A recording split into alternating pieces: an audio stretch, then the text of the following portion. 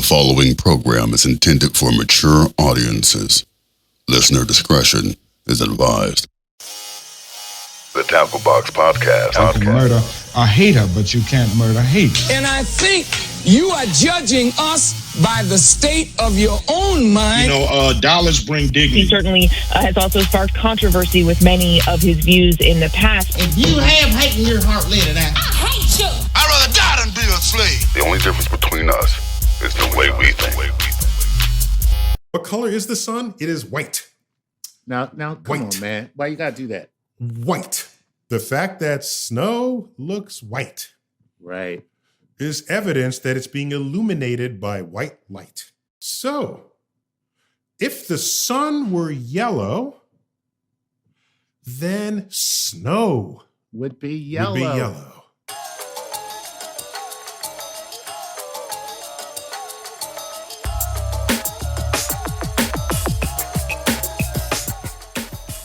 Welcome back to the Tackle Box Podcast, where we untangle the lines of race, culture, and identity in America.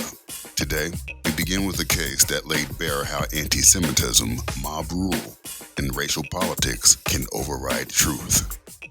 Then we move into a metaphor about the sun's color, how inherited images fix our beliefs, even when reality is different. And we close with a dish that embodies America's talent for blending cultures in a country still wrestling with the identities those cultures are forced to carry. Let's get into it. Come on.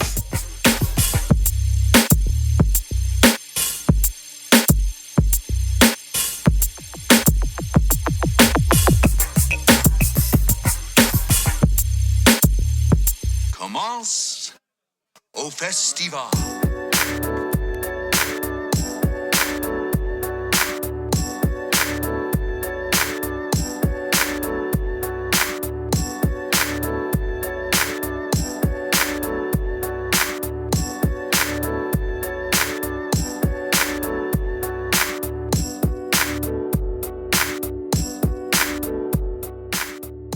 I've got a story to tell about what happens when fear becomes law. In 1913, Leo Frank, a Jewish factory superintendent in Atlanta, was convicted of murdering a 13-year-old Mary Fagan, one of his employees. The evidence did not point cleanly to him. Jim Conley, a janitor, was found washing blood from his shirt days after the murder and admitted to writing 2 notes found near Fagan's body. Yet, Frank was convicted. The trial unfolded under intimidation, in a striking reversal for the South at that time.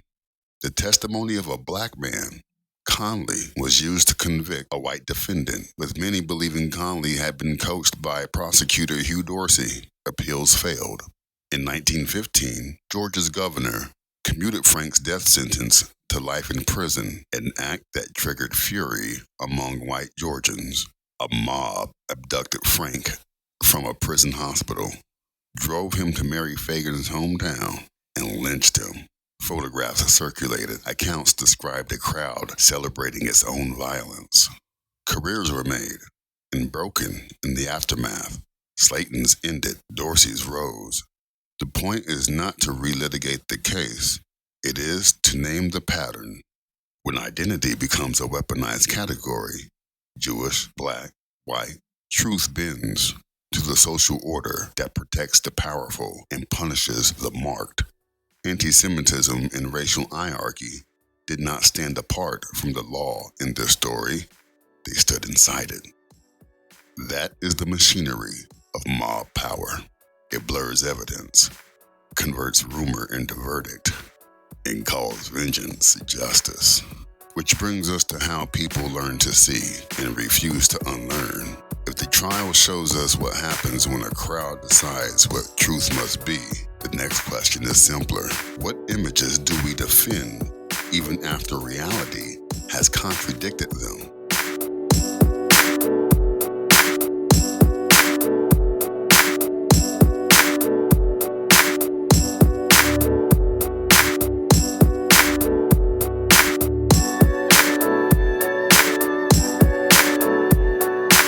listening to the Tackle Box Podcast. Astronomers know cooler stars appear red and hotter stars appear blue, with orange, yellow, and white stars in between. So according to physics only, we should be able to spot the sun as a green disk in the sky, but our eyes actually make it white.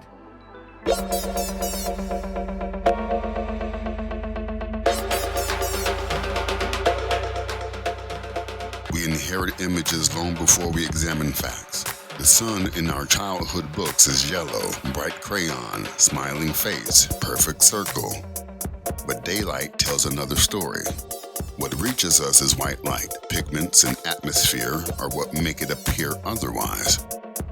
The picture is persuasive, even when the physics are plain.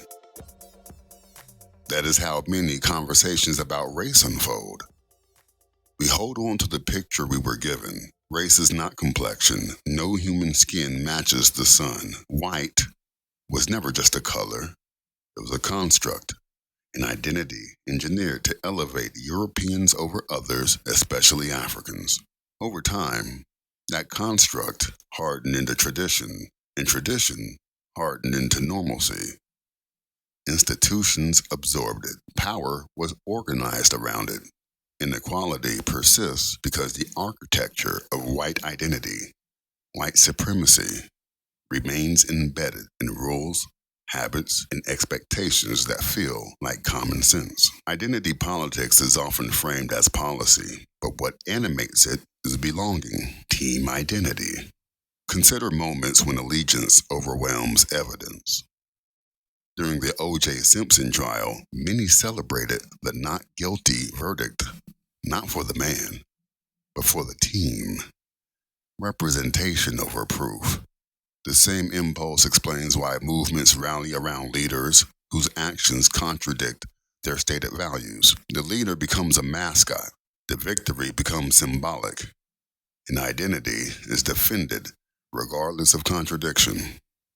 James Baldwin wrote that to be black in America is to be in a constant state of rage. That rage is not pathology. It is the human response to being assigned an identity designed to mark you as lesser, then being told to be patient with the system that enforces it. Here lies a paradox. A society that claims to treat everyone the same often means preserve the privileges of the dominant identity. True equality would strip white identity of its central function, superiority, and so equality is resisted, rebuked, or rebranded. The aspiration of a civilized society is not merely the absence of racist acts. It is the absence of race as a tool for assigning worth. Until we achieve that, identity will keep deciding what we noticed, what we excuse, and what we deny, even when the truth is as straightforward as white light.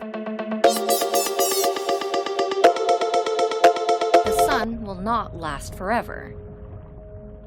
In about 6.5 billion years, it will run out of its hydrogen fuel, expand to envelop Mercury, Venus, and even Earth, and then collapse into a small star known as a white dwarf. You're listening to the Tackle Box Podcast.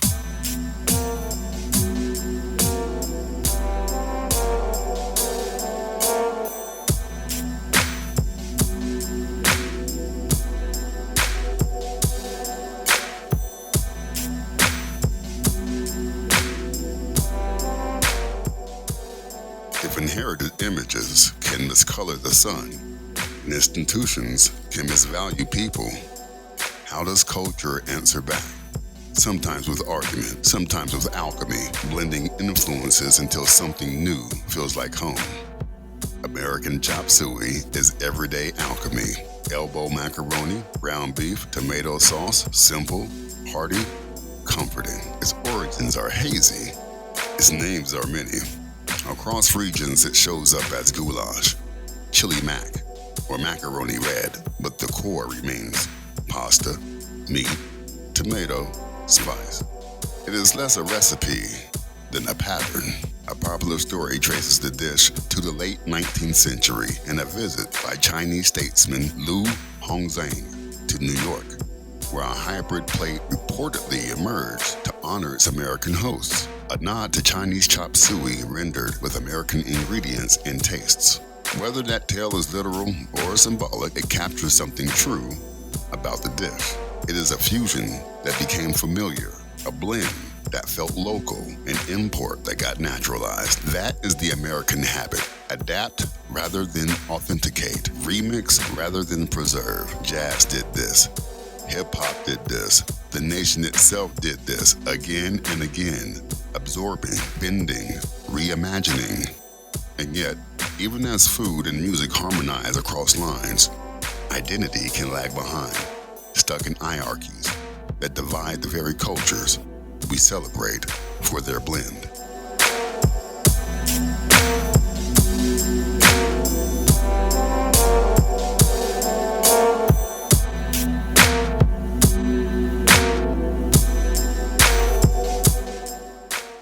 You're listening to the Tackle Box Podcast.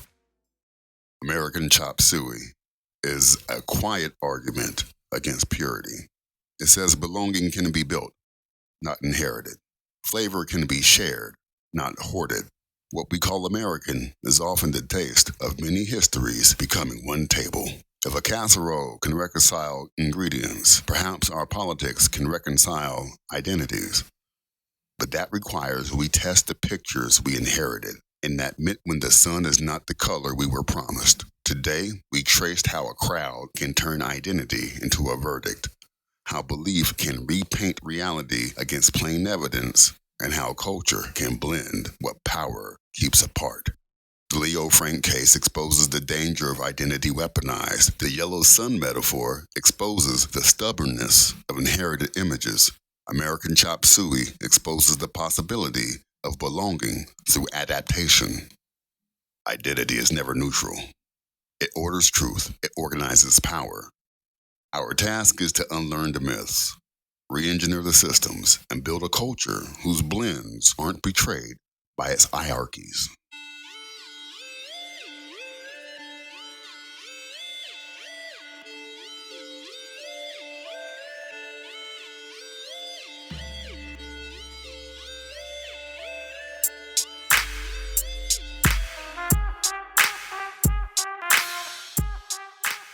Thank you for listening to the Tackle Box Podcast. This episode was written, narrated, produced, scored, and mixed by Eric Edwards. That's me. Special acknowledgement to Aaron Glover and Ula Pinion for their writing contributions. This show is presented by Truth and Substance. And listen, the only difference between us is the way we think.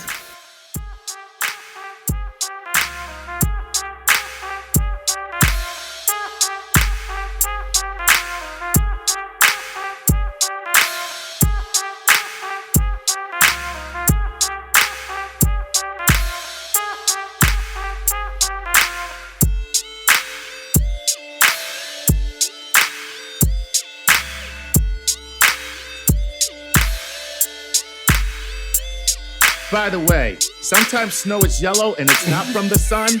And whatever you do, stay away from that snow. You're listening to the Tackle Box Podcast.